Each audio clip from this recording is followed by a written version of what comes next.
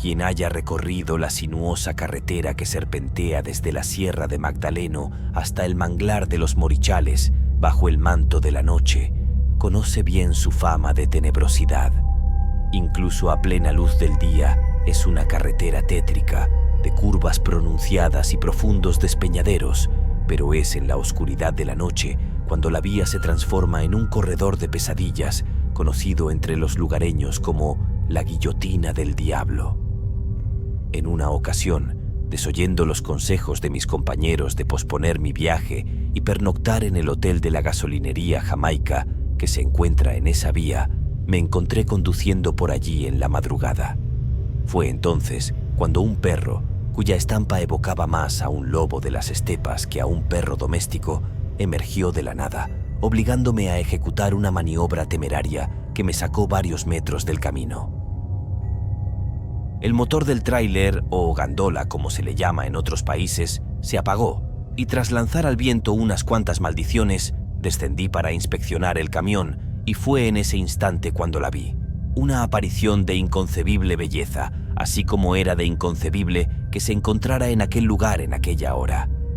Sus cabellos eran más negros que una noche sin luna ni estrellas y en contraste tenía una piel que rivalizaba con la blancura de la espuma al batirse las olas en la playa. Su silueta, delineada como la de una deidad helénica, se insinuaba tras la fina tela de su vestido, casi etéreo, que dejaba entrever unos pechos turgentes de tersa piel y unas caderas firmes. Al final, descubriría que todo aquello no era más que un señuelo para atraerme a un ritual de brujería, en la que yo me convertiría en la víctima del sacrificio. Solo por un milagro sobreviví para relatar este encuentro, un testimonio de que, en ocasiones, la belleza puede ser el rostro más engañoso del horror. El trailero y las brujas de la carretera.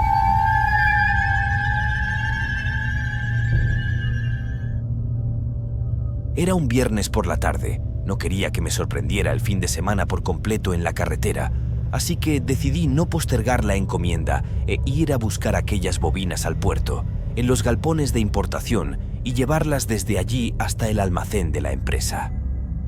Ya los trámites aduanales y marítimos estaban realizados, solo era buscar la mercancía y llevarla. El único problema eran los más de 700 kilómetros de recorrido entre una cosa y otra. Así que me dispuse a realizar aquel viaje esa misma tarde. Sé que llegaría a mi destino al día siguiente, y luego de algunas cuantas horas mientras cargaran la mercancía, revisaran los documentos y los sellaran, estaría, Dios mediante, ese mismo sábado por la tarde o noche, en casa con mi familia. Esta vez me tocaría hacer el viaje solo. Estábamos cortos de personal y el mecánico y acompañante había ido en otro viaje. No escuché los consejos de los compañeros que me advertían que aquella carretera, especialmente el tramo del que ya hice mención, no era aconsejable transitarla de noche. Pero yo quería pasar por lo menos el domingo en casa, ver a mis hijos y hacer el amor con mi mujer. Ahora comprendo que debí de haberlos escuchado. La oscuridad ya se cernía sobre el horizonte cuando emprendí el viaje, una travesía que pronto se tornó tediosa en la solitaria vastedad de la carretera. La ausencia de tráfico, inusual para un viernes, solo acentuaba la sensación de aislamiento. Para combatir el aburrimiento, recurrí a mi fiel aliado, la música. Desde las melodías vibrantes de Bon Jovi hasta la furia electrizante del thrash metal, las notas rasgaban el silencio, impulsándome a seguir adelante. La medianoche había quedado atrás mientras los acordes de El infierno de Dante, de la banda Transmetal, resonaban con fuerza en la cabina.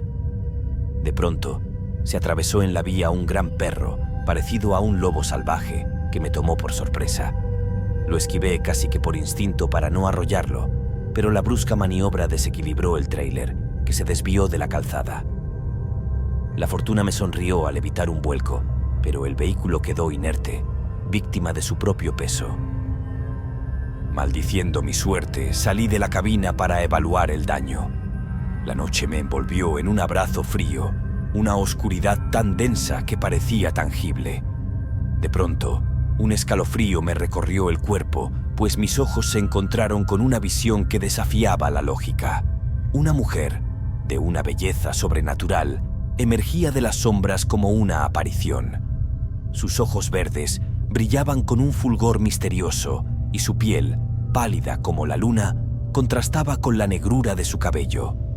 Sus labios, carnosos y de un rojo intenso, hicieron acelerar mi corazón. Era la personificación de la belleza, un ser celestial que parecía haber descendido del mismísimo paraíso. Un hechizo de fascinación me paralizó y fui incapaz de articular palabra o movimiento. Era como si un conjuro mágico me hubiera atrapado en una telaraña de emociones encontradas. La sorpresa inicial y la admiración por su belleza. La lógica me advertía de un peligro. Sabía que algo no estaba bien por lo improbable de su aparición en un lugar tan solitario y a una hora tan imprevista, pero la razón se doblegaba ante la fuerza de su magnetismo. Aunque la noche envolvía todo en su manto oscuro, las luces del tráiler rasgaban la penumbra con algo de claridad, permitiéndome verla en toda su magnificencia. Era real, no un espejismo nocturno. Con pasos que apenas perturbaban el silencio, se acercó a mí sin pronunciar palabra alguna. La observé. Jadeaba como si estuviese a punto de un clímax espiritual, con los labios entreabiertos, con una insinuación del placer que eran capaces de dar. Su vestido, de una tela sutil y casi transparente, jugaba con la luz y las sombras, y ondeaba al viento como si fuese de neblina, delineando la silueta de su cuerpo desnudo, que las luces del vehículo iluminaban en un espectáculo de contornos pecaminosos. Mis ojos se deleitaban en su figura, y 1000 pensamientos de pasión y lujuria me invadieron como una tormenta. Me era imposible desviar la mirada de los picos de sus senos abultados, ni de su vientre, que parecía esculpido por los mismos dioses del deseo. Una necesidad primaria de poseerla me embriagaba. Estaba decidido a hacerla mía en ese mismo instante. Pero, cual visión fugaz, giró sobre sí misma, dejándome atisbar la perfección de su espalda y la curva hipnótica de sus glúteos, antes de caminar hacia la maleza, como si fuese la mismísima Afrodita adentrándose en su bosque sagrado. Se detuvo y, con un gesto seductor, me invitó a seguirla. Como un pez que se precipita a la carnada, creyendo que se dará un banquete sin saber que aquel cebo lo llevará a su fin. De ese mismo modo, me abalancé detrás de ella pensando que gozaría de los placeres que encontraría en su cuerpo. Qué ingenuo fui. Caminaba detrás de ella, pero no lograba alcanzarla. A medida que me adentraba en el follaje, lámparas de aceite titilaban a ambos lados de un sendero, iluminando un camino que se abría como el preámbulo de un rito ancestral. Aceleré mis pasos, anhelante de alcanzarla, cuando, súbitamente, emergió de entre la maleza otra figura femenina, tan bella como la primera. Su cabello caía en bucles rojizos y salvajes, y su belleza era como un canto de sirena que me paralizaba. Casi sin darme cuenta, me vi rodeado por un círculo de mujeres esbeltas y hermosas, todas ataviadas en vestidos de transparencias pecaminosas que revelaban con descaro sus cuerpos desnudos. Era un conjunto de senos y glúteos danzando y moviéndose en torno a mí. Detenido en mi asombro, contemplé la escena como si fuera un cuadro viviente de lascivia y misterio. La primera mujer, la que había encendido la llama de este hechizo, se recostó sobre el suelo, en medio de un gran círculo hecho con un polvo blanco, bordeado de signos cuyos significados eran un misterio para mí. Todas las demás la rodearon, como en una especie de ritual pagano de la fertilidad. Con un gesto lento y deliberado, comenzó a desabrocharse el vestido que apenas cubría su piel, mientras las sombras y las luces de las lámparas se proyectaban en su cuerpo ofrecido. El bosque parecía contener el aliento, y la atmósfera se cargó de un erotismo que rozaba lo sobrenatural. Una mezcla de ansiedad y deseo me dominaba, mientras la duda me susurraba que aquel paraíso podía ser, en realidad, la antesala de un infierno voluptuoso del que quizás jamás despertaría. Desnuda bajo la penumbra encantada del bosque, inició una danza de movimientos lascivos, susurrando mi nombre, con una voz que parecía acariciar el viento. Las demás, como un coro de ninfas perdidas, empezaron a emitir sonidos con los labios. Al principio era un murmullo cuya cadencia ascendía desde la suavidad de una brisa hasta que se fue convirtiendo en un estrépito frenético y caótico, culminando en carcajadas desenfrenadas que sembraron en mi pecho la semilla helada del terror.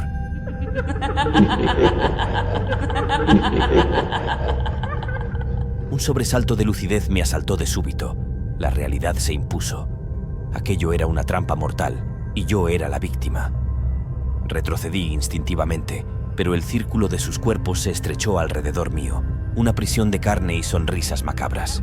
Sus risas se transmutaron en un coro grotesco, un graznido infernal que resonaba como si el mismo Averno hubiera soltado su bandada de cuervos sobre mí.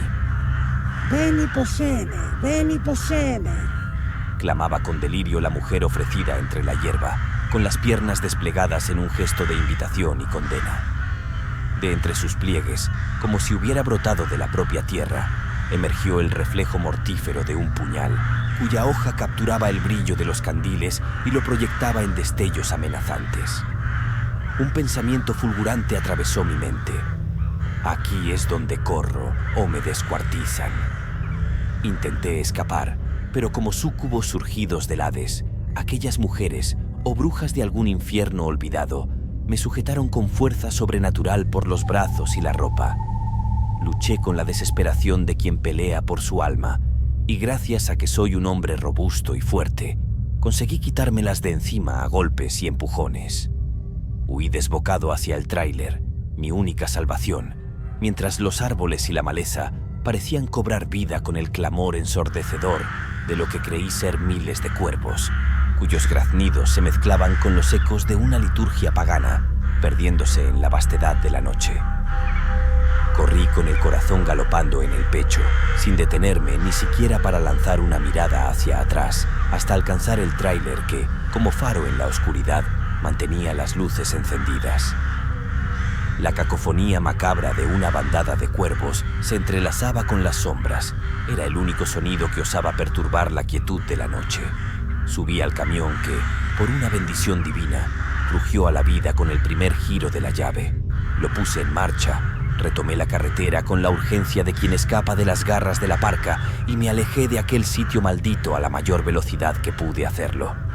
Nunca antes había encomendado mi alma con tal fervor, recitando Padre Nuestros tras Padre Nuestros, lanzando promesas al cielo, jurando a la Virgen de Guadalupe que jamás volvería a codiciar otra piel que no fuera la de mi leal esposa.